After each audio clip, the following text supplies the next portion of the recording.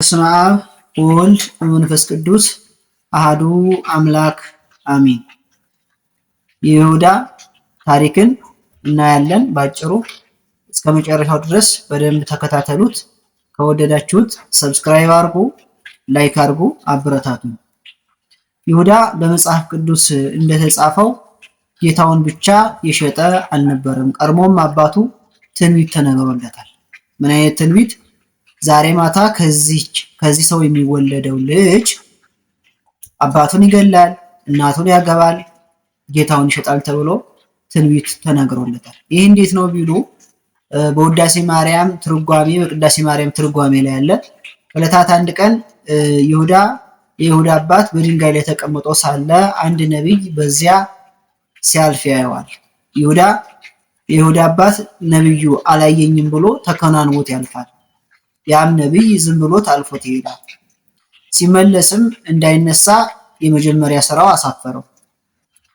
እንዳይከናነብም አየኝ አላየኛልና የመጣ ይምጣ ብሎ ሳይነሳም እንትን ሳይልም ያንን ነቢይ አሁንም ተከናንቦ አሳለፈው። ያ ነቢይም ትንሽ ረመድ ብሎ አንተ ትንቢት ተናግሮበታል። ዛሬ ማታ ከዚህ ሰውዬ የሚወለደው ልጅ አባቱን ይገላል፣ እናቱን ያገባል፣ ጌታውን ይሸጣል ብሎ ትንቢት ተናግሮበት ሄደ። ይሁዳም ወደ ሚስቱ ሄዶ እቴ ዛሬ አንድ ሰው እንዲህ አለኝ፣ ምን ይሻላል አላት። እንዲህ አንተስ ታላቅን ነብዩን ማክበር የለብህም? ለምን አላከበርከውም አለችው። ለምን አልተነሳም ብሎኝ እኮ ነው ብሎ ይነግራታል። እንግዲያስ እሱ ያለው ነገር ይፈጸማል፣ እሱ ያለው ነገር አይቀርም፣ ምን እናድርግ ትለዋለች። አይ ዛሬን ከመብል ከመጠጥ ተከልክለን ካልጋ ተከልክለን እናድራለን እናሳልፈዋለን ማለት። እሺ ተባብለው የይሁዳ አባት በላ፣ ጠጣ፣ ጠገበ። ከዚያ በኋላ ከጠገበ በኋላ ሌሊት ላይ ፍትወት ተነሳበት። ሲነሳበት እሷን እንትን ለማለት ሞከረ። እሷም አይሆንም ትንቢቱ ይፈጸማል ብላ ብትለው አይ ትንቢቱ እንግዲህ ከተፈጸመ ሴት ከሆነች እናሳድጋታለን፣ ወንድ ከሆነ በባህር እንጥለዋለን ብሎ ደረሰባት። የተባለው ላይቀር ጸነሰች። ከጸነሰችም በኋላ ወንድ ልጅ ተወለደ። ስለዚህ ትንቢቱ ይፈጸማል ሲል ያንን የተወለደውን ሕፃን በቅርጫት አድርጎ ባህር ላይ ጣለው። ከዚያ በኋላ እንግዲህ ልክ እንደ ኢትዮጵያና እንደ ኤርትራ ለምሳሌ በመሃል የሚያገናኛቸው ባህር አለ፣ ሁለት ሀገሮች። ስለዚህ ያ በባህር የተጣለው በእግዚአብሔር እርዳታ በእግዚአብሔር ጥበቃ ተጠብቆ ከአንዱ ሀገር ወደ አንዱ ሀገር ገባ ማለት ነው። አሳጥማጆች አገኙት፣ አሳደጉት፣ ተንከባከቡት፣ ጦረኛ አረጉት። ከዕለታት አንድ ቀን ጊዜው ሲደርስ በሁለቱ ሀገሮች መካከል ሰፊ የሆነ ጥል ተነሳ። ስለዚህ ልጁ የዛኛው ሀገር ፊት አውራሪ ሆኖ ከዚህኛው ሀገር ደግሞ አባቱ ፊት አውራሪ ሆነው ጦርነት ገጠሙ። ጦርነት በሚገጥሙ ሰዓት ይሁዳ በጦርነቱ ሰዓት አባቱን ገደለው። ከዚያ በኋላ አገሪቱን ወረሩና አገሪቱን ተቆጣጠሩ። ማታ ላይ ሁሉ ሲጫወቱ፣ ሁሉ ሲዝናኑ፣ ሁሉ ሲዘፍኑ እንግዲህ በጦር ድል ያደረገ ጦረኛ ሰው ይዘፍናል፣ ይጨፍራል፣ ይበላል፣ ይጠጣል። ይሁዳ ግን ለብቻው ገንጠል ብሎ ከይሁዳ አባት ወይም ደግሞ ከእናቱን ማርኮ ይዞ በቤት ውስጥ ተቀምጦ ነበር። ከዚያ በኋላ ሌሊት ላይ እንግዲህ እናቱ ምርኮኛ ስለነበረች የሱ ነው የምትሆነው። ሌሊት ላይ ምንድነው አንተ? ሌሎቹ ይጫወታሉ፣ ሌሎቹ ይዝናናሉ፣ መልክህም አንተ ከነሱ አይመስልም እና ለምንድን ነው እንደዚህ የምታደርገው ብላ ስትጠይቀው እሱም እኔ እኮ የነሱ ዘር አይደለሁም፣ እናት አባቶቼ በልጅነቴ ጥለውኝ እነሱ አሳድገውኝ ያገኘኋቸው ብሎ ይነግራታል። በዚያን ጊዜ ወዮ የኔው ጉር ነህ፣ የገደልከው አባትህ ነው፣ እኔም እንግዲህ እናትህ ነኝ ብላ ተነግረዋለች ማለት ነው። እዚያን ጊዜ ኃጢአት ለጊዜው ያስደነግጣልና ይሁዳ እናቱም በጣም ደነገጡ። ከዛ ምን እናድርግ ሲባል ኃጢአትን የሚያስተሰርይ እውነተኛ በግ የሆነ ኢየሱስ የሚባል ናዝራዊ መሲህ በናዝሬት በኢየሩሳሌም እያስተማረ ነውና ኃጢአትን እያስተሰረየ ነውና ከሱ ዘንድ ሄደን ኃጢአታችንን እናስተሰርይ ትለዋለች። እሺ ተባብለው ይሄዳሉ። ክርስቶስ ያገኛቸዋል።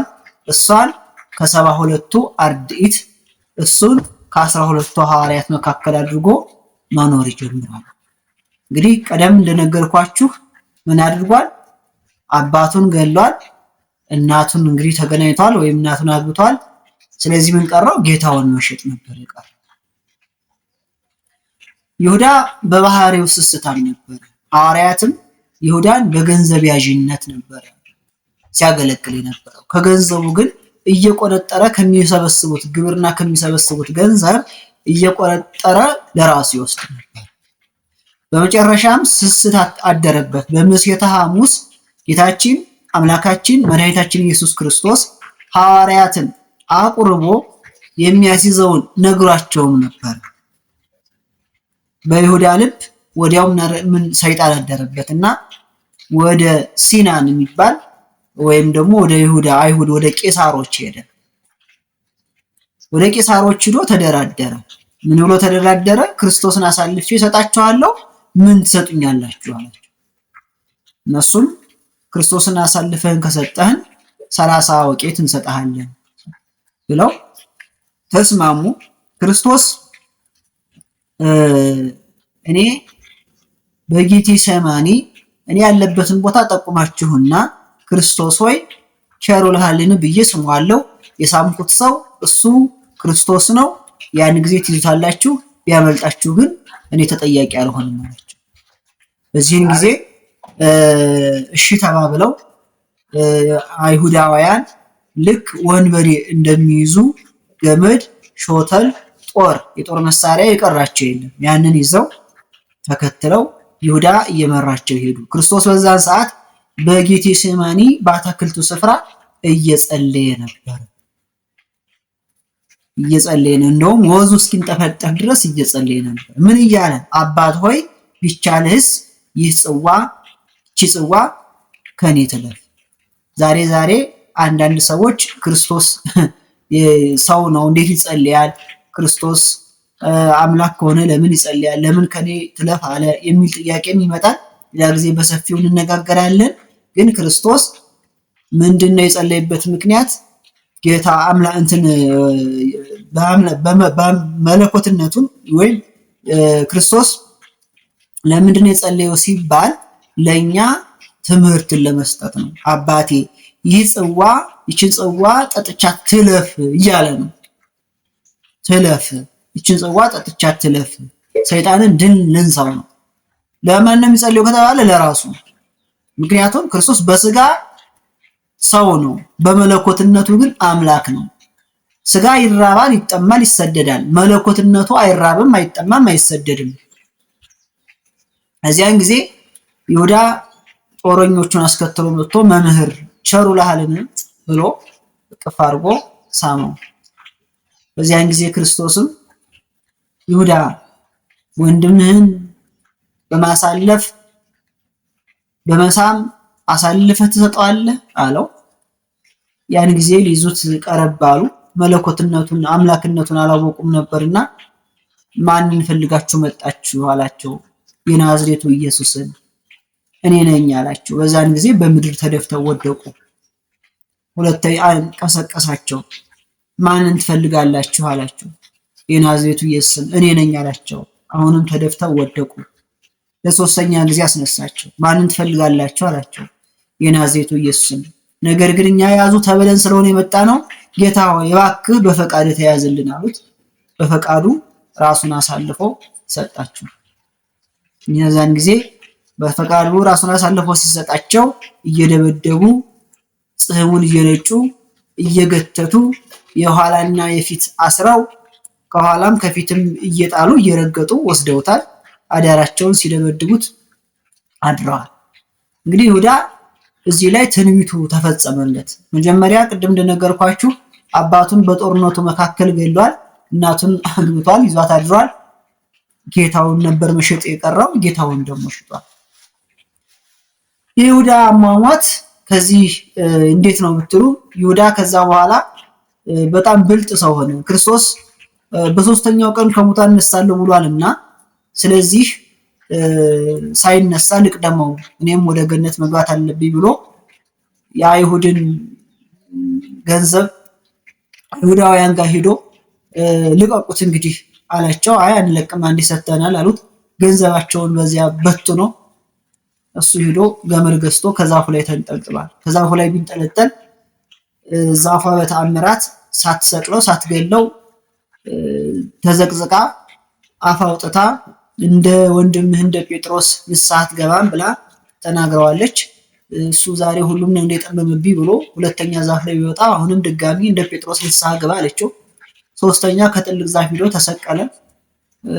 ዛፏ ተገንጥላ ቅርንጫፏ ተገንጥላ ከመሬት ወደቀ። ሆዱ ተነፍቶ የማይናገር የማይጋገር ሆነ። ኋላ ነው በክርስቶስ እርገት ጊዜ ክርስቶስ እኮ አረገ ሲሉት ብሎ የሞተውና ትንቢቱ ተፈጽሞበታል። የይሁዳ ታሪክ ይሄን ይመስላል። ይሄ እንግዲህ ያለው በትርጓሜ መጻሕፍት ነው። በመጽሐፍ ቅዱስ ሙሉ እንትኑ የለም፣ ግን በውዳሴ ማርያም ትርጓሜ በቅዳሴ ማርያም ትርጓሜ መጻሕፍት ግን አለ። በመጽሐፍ ቅዱስ ያለው ይሁዳ ያው ጌታው እንዳስያዘው ብቻ ነውና ትውፊት ነው። በተለያየ መጻሕፍትም ትውፊቶች ላይ አሉ። የይሁዳ ታሪክ ይሄን ይመስላል። ይሄ ቪዲዮ ከተመቻችሁ ሼር፣ ኮፒ ሊንክ አድርጉት፣ ሰብስክራይብ አድርጉ። ጥሩ ጥሩ ታሪኮች፣ ጥሩ ጥሩ እውቀቶችን እንይዛለን። እንደሚመቻችሁ እርግጠኛ ነኝ። ስለዚህ ሰብስክራይብ በማድረግ አጠናክሩኝ። አመሰግናለሁ። እግዚአብሔር ከብርሃነ ትንሣኤው በሰላም ያደርሰን። ከቻልን ደግሞ ማታ መጽሐፈ ዶሮሆን ወይም የዶሮውን የሰላዩ ዶሮን ታሪክ እናያለን። ወስብሐት ለእግዚአብሔር።